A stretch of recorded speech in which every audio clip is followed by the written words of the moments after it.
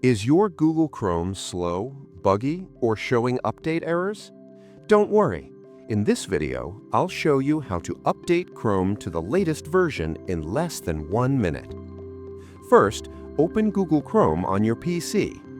Click the 3 dots in the top right corner. Now, select Settings. On the left menu, click About Chrome. Chrome will automatically check for updates.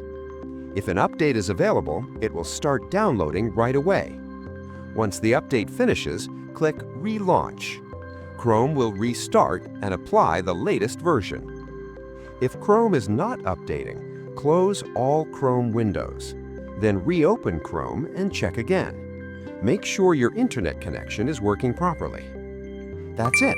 Your Chrome is now fully updated and running smoother. If this video helped, like and subscribe for more quick PC, app, and browser fixes.